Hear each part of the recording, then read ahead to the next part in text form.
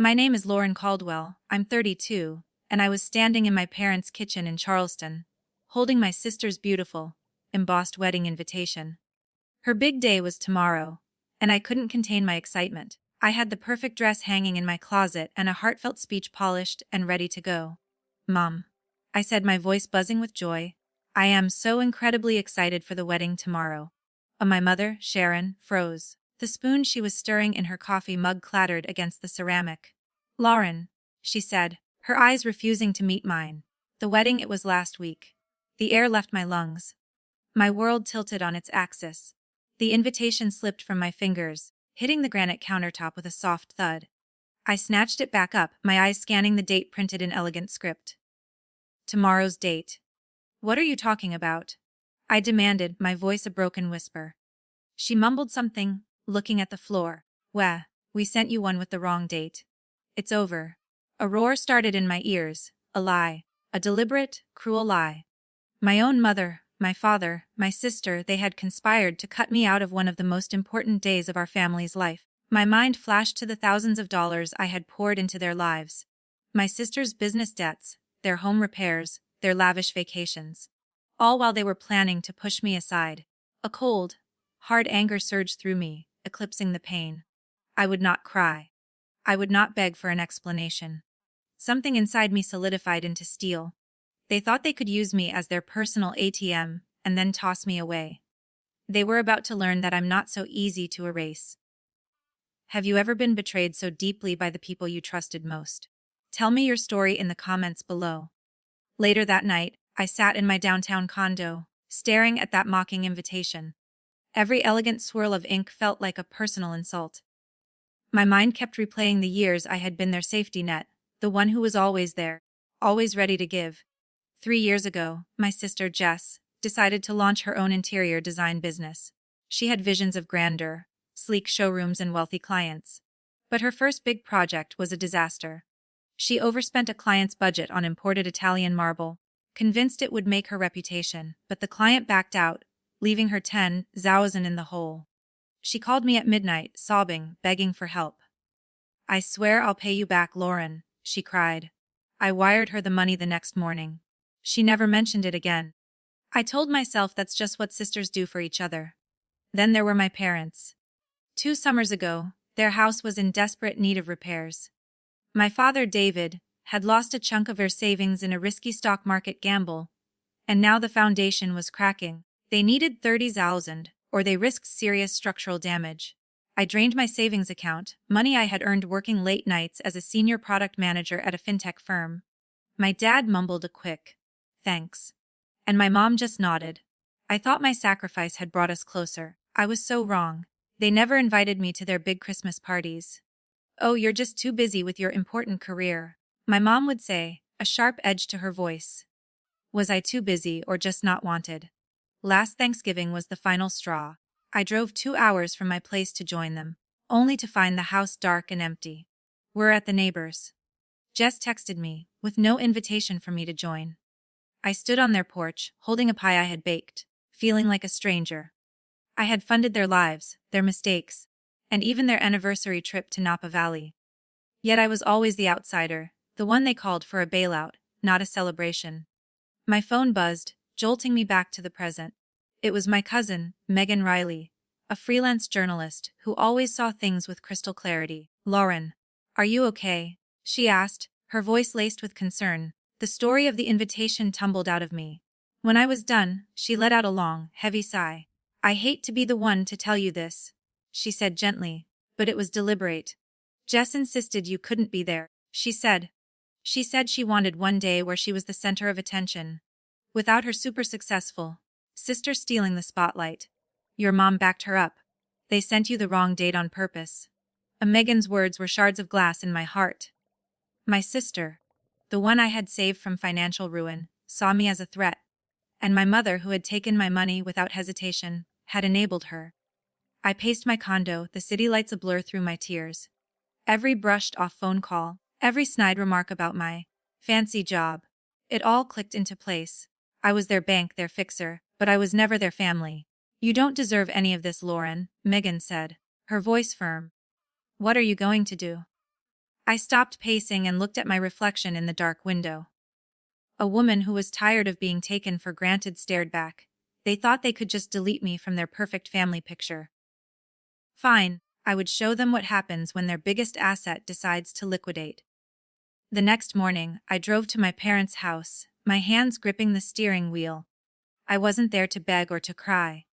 I was there for a reckoning. I pounded on the front door, each knock a release of my pent-up fury. My mother opened it, her eyes wide with fake surprise. "Lauren, what a surprise," she said, her voice strained. I pushed past her. My dad was sitting in the living room with his morning paper, and Jess was sprawled on the couch, scrolling through wedding pictures on her phone. They all froze as I stood before them, my arms crossed. "Why?" I asked, my voice dangerously calm. "Why did you lie to keep me from the wedding?" Jess's head snapped up, her expression turning into a sneer. My mom started to stammer. "Lauren, let's not make a scene." "No," I cut her off. "You sent me a fake invitation to my own sister's wedding. You will give me a real answer." The silence was suffocating. Finally, Jess tossed her phone aside. "Fine," she said, her voice dripping with resentment. "I didn't want you there. I wanted one day that wasn't about you, okay? One day where people weren't asking me what it's like to have a sister who's so much more successful. It was my day." The cruelty of her words stole my breath. "I have given you everything," I said, my voice low and controlled. "And this is how you repay me." My mother stepped forward, her face hardening. "Lauren, you have to understand. Your independence, it makes the rest of us feel inadequate." Jess deserved to have her moment to shine. Her excuse was a knife, twisting the wound deeper. I looked at my father, who was staring intently at the floor, a statue of silent complicity. "Dad, you just let this happen." He shifted in his chair. "It's complicated," he muttered. Complicated? They had erased me from a family milestone, and that's all he had to say. All the sacrifices, all the bailouts, all the loyalty I had shown them. It meant nothing. "I am done," I said, my eyes locking onto Jess's. "I am done being your safety net." She actually smirked. "What are you going to do?" she mocked. "Cut us off." My mother tried to soften her tone. "We're family, Lauren. Let's not turn this into a war." "You already declared war," I said, turning toward the door.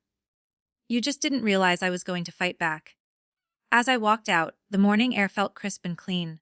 They had built their comfortable lives on my support. Now, they were about to find out what it felt like to stand on their own.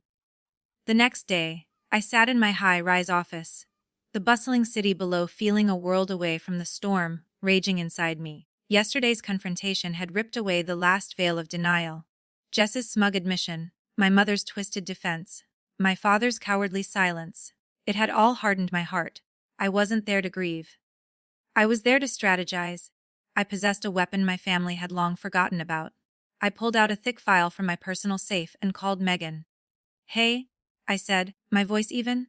"I need to tell you something I've never told anyone." I took a deep breath. 5 years ago, Mom and Dad were about to lose the beach house on Isle of Palms. Dad's investment had gone south, and they were facing foreclosure. So, I bought it from them. $200,000 of my own savings. Legally, that house is 100% mine. There was a stunned silence on the other end of the line. "You own the beach house," Megan finally said, her voice full of disbelief. "They never said a word. They act like it's their grand estate." "Exactly," I replied. "I let them live there rent-free, thinking it was the right thing to do for family. After this wedding fiasco, I am done being their landlady and their doormat." "Good for you, Lauren," Megan's voice turned fierce.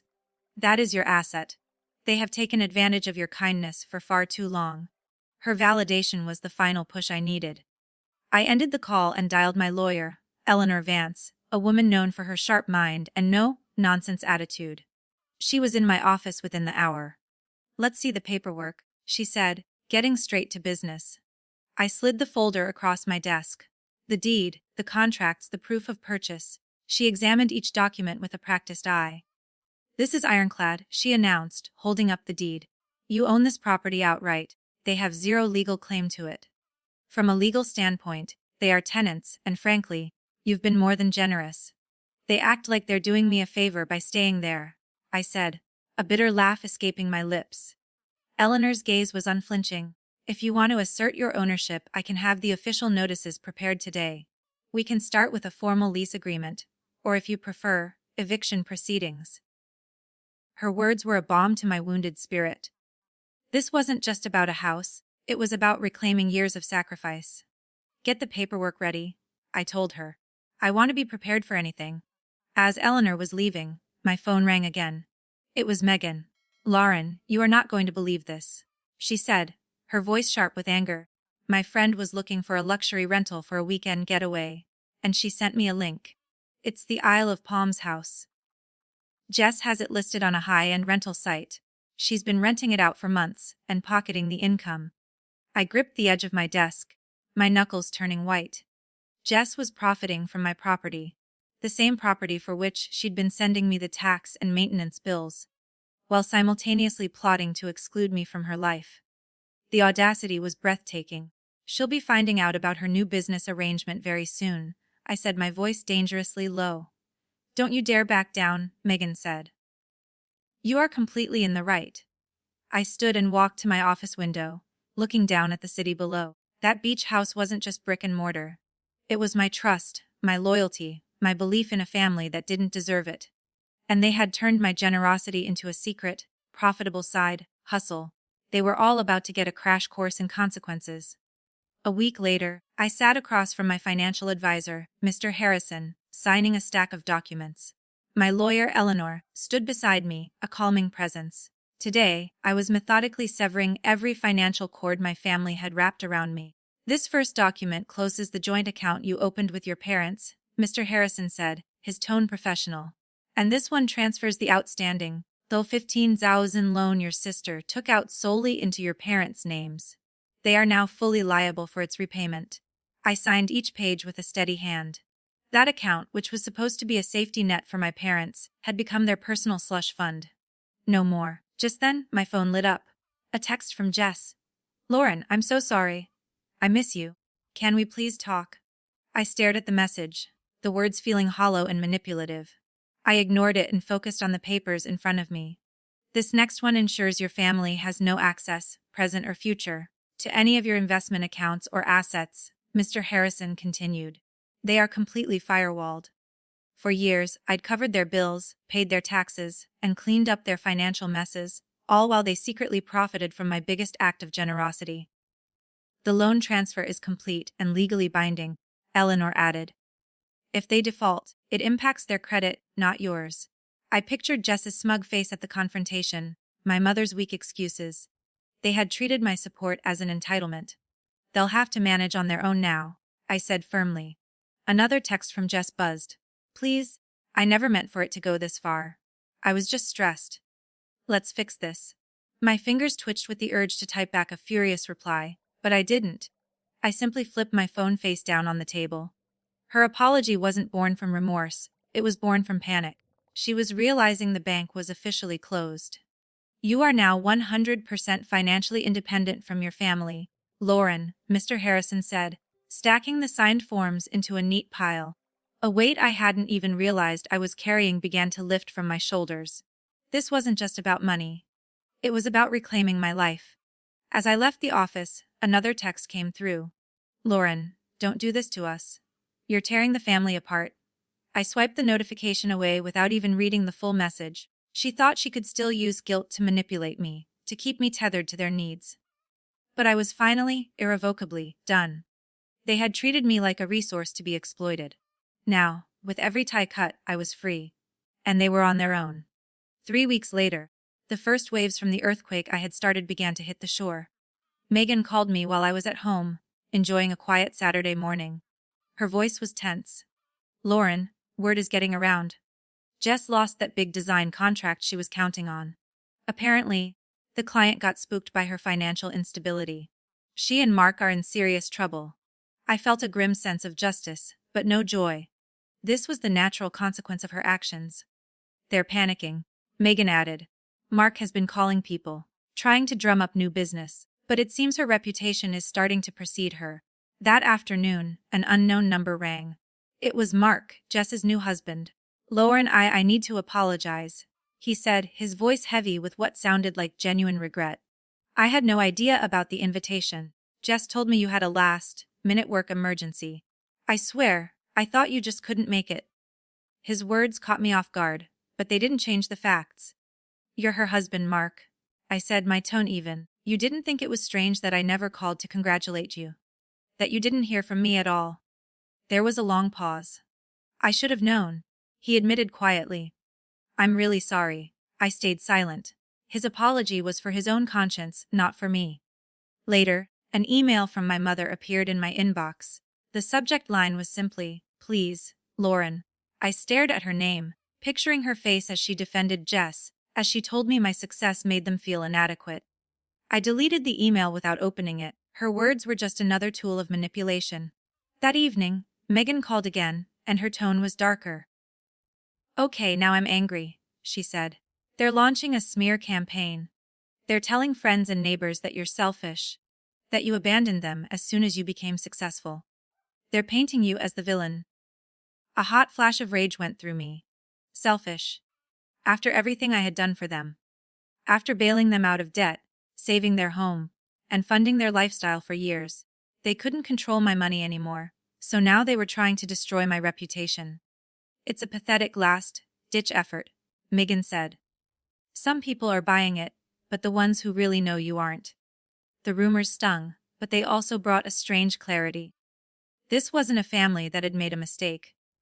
This was a group of people who were toxic, who would rather burn my name to the ground than take any responsibility for their own actions. They thought their lies could break me. But I had built my career, my friendships, and my entire life on a foundation of integrity. Their desperate gossip was no match for that.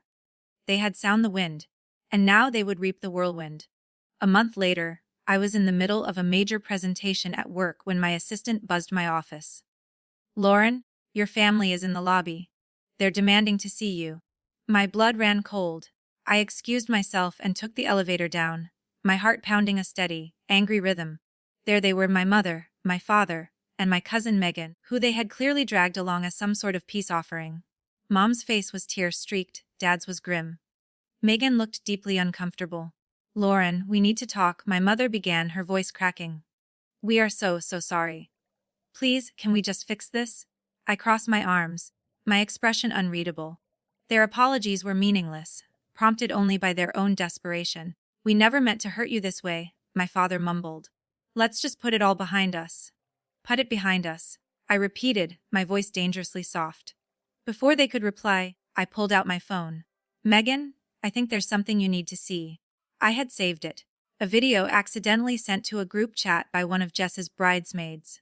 I hit play. The footage showed Jess, flushed with champagne on her wedding day, raising a glass. A toast? She yelled over the music. To a perfect day, and to being the center of attention for once? Good thing my sister Lauren isn't here to steal my spotlight? The crowd laughed. Megan gasped, her hand flying to her mouth. She turned to my parents, her eyes blazing. You knew? She whispered. You knew this is how she felt, and you let it happen. My mother looked away, shamefaced. My father stared at his shoes. Their guilt was hanging in the air, thick and undeniable. Lauren, please, my mother sobbed, her composure finally breaking. We're struggling. Jess is a mess. Just let us stay in the beach house for a little while. Just until we get back on our feet. I stared at her, incredulous. After years of secretly profiting from my property, after a smear campaign and a calculated betrayal, they still felt entitled to it. No, I said, the word cutting through the air like a blade. That house is mine. You have taken enough from me.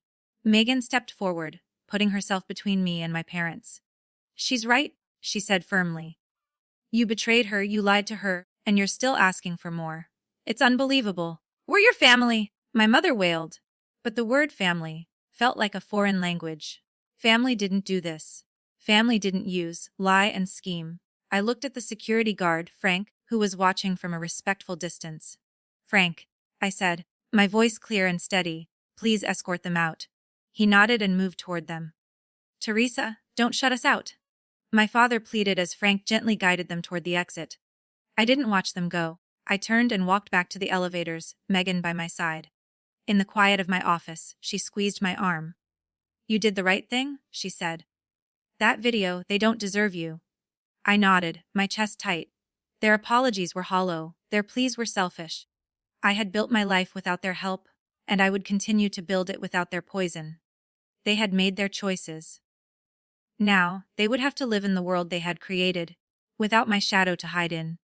6 months later, I stood on the deck of my Isle of Palms beach house, breathing in the salty air. The house was no longer a source of pain, but a symbol of the freedom I had fought for. My life was finally, completely my own. My career was flourishing. I had been promoted to lead a new, innovative division at my company, and the work was more fulfilling than ever. My true family was a circle of friends I had built, people like Megan and Eleanor, who valued me for who I was, not for what I could provide. An invitation to my parents' 35th anniversary party arrived last month. I sent a polite, generic gift and my regrets. I wished them no ill will, but that door was closed, locked, and bolted. I'd spent a lifetime propping them up, only to be cast aside. There was nothing left to salvage. Megan kept me updated, not out of gossip, but out of a shared sense of justice. Jess and Mark had moved into a small, rented apartment an hour outside the city. Her business had folded, and their social standing had crumbled under the weight of their own deceit. My parents were facing the quiet judgment of a community that had seen their true colors. They were alone, adrift in the consequences of their choices. Leaning on the railing, I watched the waves crash onto the shore. Their betrayal no longer held me captive. It had been a painful, brutal lesson, but it had revealed a strength in myself I never knew I possessed. I had poured my love and loyalty into a family that didn't know how to value it, a mistake I would never make again. This journey taught me a fundamental truth: your worth is not defined by what others demand from you, but by what you build for yourself. I allowed my family's narrative to control me for far too long. Their betrayal, while devastating, ultimately set me free. To anyone listening, please hear this. Do not let anyone, not even your family, dim your light to make themselves feel brighter. Know your value, set your boundaries, and never be afraid to walk away from those who would rather see you small. I did, and it gave me back my life. The end. Thank you for listening to my story. I hope it empowers you in some way. Please, share your own stories of strength and setting boundaries in the comments below. I would be honored to read them. And if this story resonated with you, please hit the like button, share it with someone who might need to hear it, and subscribe to the channel for more stories of resilience and renewal. Remember to click the notification bell so you don't miss a thing. Thank you for being here.